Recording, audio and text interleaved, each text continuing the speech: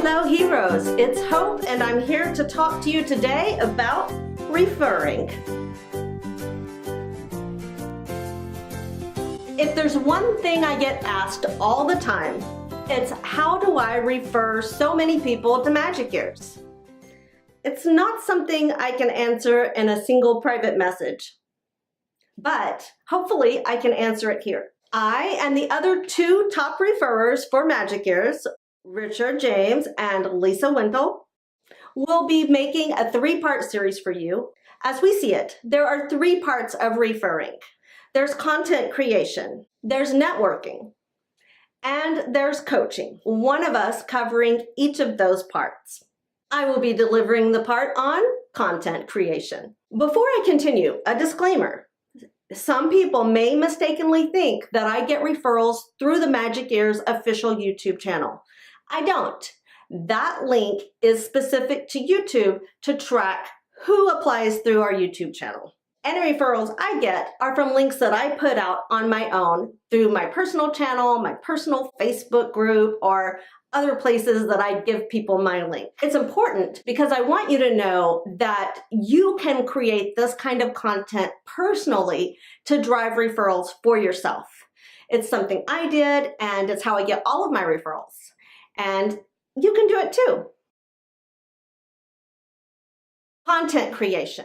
Not everybody refers the same way. For me, I did not have a large body of people that I knew.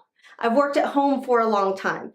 And before that, I had moved to a new city. And even the people that I do know have jobs that are not related in any way to something like teaching at Magic Ears. So my dilemma, I want to refer, but I don't know anybody to refer. That's why I chose the avenue of content creation. My theory was create content and they will come. It's kind of like a karma approach. Make something, give it out for free, and maybe some people will give you a click on your referral link as a thank you. I began content creation kind of by accident. I was working for another online ESL company and I saw a problem. The problem that I saw was that teachers were getting fired for appearing tired in class. So if they looked washed out or had circles under their eyes, they could have gotten fired back then. So I wanted to make a video to show teachers how to look alive in class. I made a really poor quality video. I had no idea what I was doing. I put it out there and it helped people. It was in such high demand that so many people watched it. And before I knew it, I had like 10,000 views on this video. And then it occurred to me, how about I put my referral link on this video? And I did. And I got my first referral.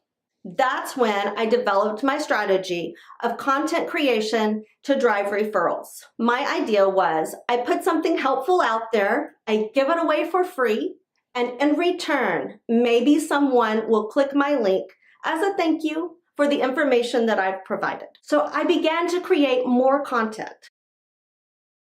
I made several different kinds of content. I made general ESL teaching content, tips and tricks for any classroom, regardless of what company you work for. I made company-specific videos. Here's how this company's application process works. I made videos for the teachers that already worked for the company. Why?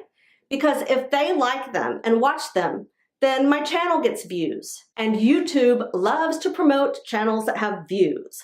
So getting views by teachers helped raise the visibility of the videos I had made for potential teachers. Again, I think that the strategy that works here with content creation is that you're just helping people. Answering a difficult question.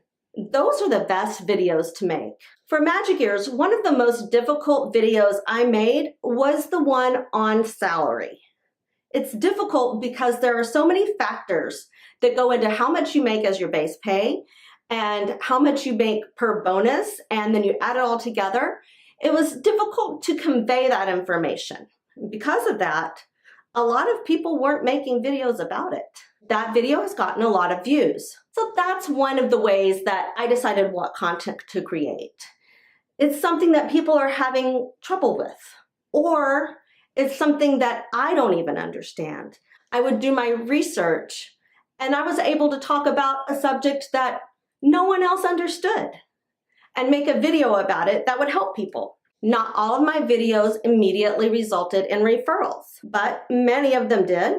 And one of the great things about it is that those videos continue to generate referrals as they get views over time, even for a company that I'm no longer working for.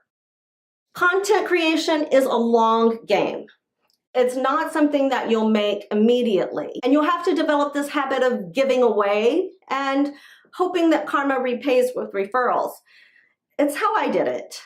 Not everyone does it that way. And like I said, the other videos will discuss some other ways. But for me, who didn't know anyone to refer, that's what worked for me. Now, another way that I created content was I had a Facebook group. I opened a Facebook group and I named it something catchy, something that people would be searching for to help them with their application. Then on that Facebook group, I uploaded my helpful material. Graphics that I made, PowerPoints that I had, all the things that would help somebody get hired. I didn't ask people not to share outside the group, and I let people in the group that weren't my referral. Some people handle this differently, but for me, I had this philosophy of create helpful information, give it to everyone, scoop up the referrals that do come to me. And it's worked well for me. There are other ways to do it. You can have groups for people who are just your referrals. I did experiment with a video series that I gave only to my referrals. And I think that it was very helpful. I put it on my private website and my applicants had to log in with a password. So no one who was not my referral would be able to get in. This worked great for my referrals to help them get hired. I covered every aspect of getting hired. But in retrospect, if I had loaded those videos to YouTube to help the general public, I would have gotten more views. Instead, they sat there and they were only for my referrals. In hindsight, for me, I really endorse the idea of creating content as much as you can, as helpful as you can, and releasing it to the general public. Then, of course, like I said, the idea is that some referrals will kind of come to the top and you can scoop those up and those are yours. Follow that up with an effective coaching plan and you are a top referrer. So I hope that that was helpful for you. Content creation. You can do it if you don't know anyone. And I'm a testament to this. It does not have to be perfect. You'll learn as you go. My videos were awful in the beginning, and now I have a skill that I never had before. And I'm using it not only for my personal referrals and my personal channel, but for my secondary position with Magic Ears. So that decision way back then to upload that first very sorry video has done me nothing but good. And I hope that this information is helpful to you. Watch for the next 2 videos in this series. Richard James, a top referrer for Magic Ears, will talk about how he contacts and networks with people. This is very different than what I did. In my mind, Richard is the king of networking for referrals. And then Lisa Wintle, another top referrer for Magic Ears, has developed a reputation for coaching. And she's going to share how she did that as well. So if you haven't subscribed already, make sure you do that. Click that little bell for notifications so that you know when we upload a video here. I hope this series is helpful for you. Please leave me a comment or a question below. I will be happy to answer it. And until then, happy teaching! If you haven't already subscribed to our YouTube channel, please do so by clicking Bonnie. And check out this next video we have for you.